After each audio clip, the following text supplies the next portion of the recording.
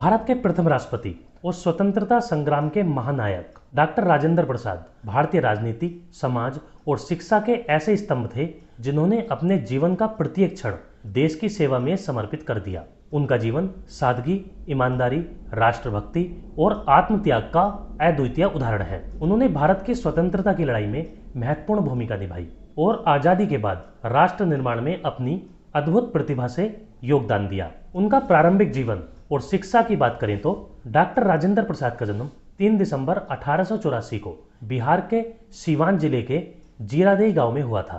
उनके पिता महादेव सहाय संस्कृत और फारसी भाषा के विद्वान थे और माता कामलेश्वरी देवी धार्मिक विचारों वाली महिला थीं। बचपन से ही राजेंद्र प्रसाद मेधावी और गंभीर प्रवृत्ति के थे। उन्होंने अपनी प्रारंभिक शिक्षा घर पर ही प्राप्त की और बाद में छपरा के जिला स्कूल से आगे की पढ़ाई की। 18 वर्ष की आयु में वे कोलकाता विश्वविद्यालय की प्रवेश परीक्षा में प्रथम स्थान पर आए। इसके बाद उन्होंने प्रेसिडेंसी कॉलेज कोलकाता से स्नातक और कानून की पढ़ाई पूरी की। कानून में उन्होंने असाधारण योग्यता प्रदर्शित की और गोल्ड मेडलिस्ट बने। वकालत के क्षेत्र में उनकी ख्याति शीघ्र ही फैल गई और वे पटना हाई कोर्ट में प्रमुख वकीलों में गिने जाने लगे। राजेंद्र प्रसाद का वकालत का करियर बहुत सफल था, लेकिन उनका मन सदैव राष्ट्र सेवा की ओर आकृष्ट रहता था। 1917 में महात्मा गांधी के चंपारण सत्याग्रह से वे गहराई से प्रभावित हुए और गांधी जी के साथ किसानों की सेवा में लग गए। यही उनके राजनीतिक जीवन का निर्णायक शुरुआत थी। उन्होंने बिहार और बंगाल में बाढ़ और अकाल पीड़ितों की सेवा के लिए कई राहत समितियों का संचालन किया। 1920 में उन्होंने असहयोग आंदोलन में भाग लिया और अपनी वकालत छोड़ दी। इस त्याग से उन्होंने यह संदेश दिया कि देश की स्वतंत्रता से बड़ा कोई पेशा या सम्मान नहीं। राजेंद्र प्रसाद भारतीय राष्ट्रीय कांग्रेस के प्रमुख नेता बने और कई बार इसके अध्यक्ष भी चुने गए। 1934 में उन्हें कांग्रेस अध्यक्ष नियुक्त किया गया।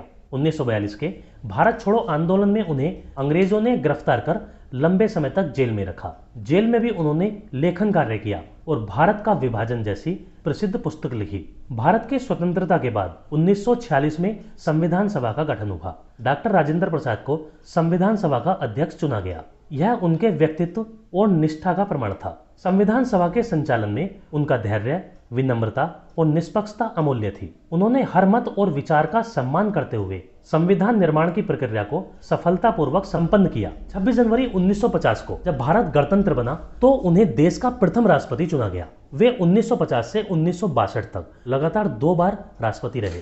12 वर्षों तक राष्ट्रपति पद पर बने रहना उनकी लोकप्रियता और ईमानदारी का प्रमाण है। उनके कार्यकाल में राष्ट्रपति भवन जनता के लिए सहज सुलभ बना। उन्होंने अपने आचरण से यह स्पष्ट कर दिया कि राष्ट्रपति केवल संवैधानिक प्रमुख नहीं होता, बल्कि जनता का सेवक भी होता है। संविधान सभा के अध्यक्ष के रूप में उन्होंने भारत को एक मजबूत लोकतांत्रिक आधार प्रदान किया।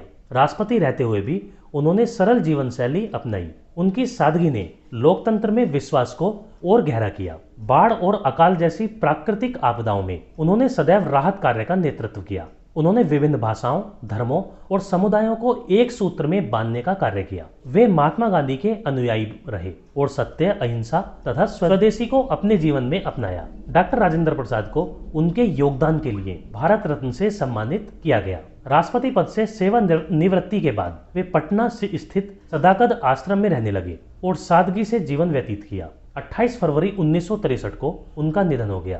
डॉक्टर राजेंद्र प्रसाद का जीवन भारतीय स्वतंत्रता संग्राम और राष्ट्र निर्माण की प्रेरणादायक गाथा है। वे केवल एक कुशल राजनीतिज्ञ नहीं, बल्कि आदर्श शिक्षक, समाजसेवी और सच्चे राष्ट्रभक्त भी थे। उन्होंने यह भी सिद्ध किया कि सादगी, निष्ठा और त्याग से ही देश का उत्थान संभव है। भारत के संविधान और लोकतंत्र की नींव को सुदृढ़ बनाने में उनका योगदान हमेशा स्मरणीय रहेगा।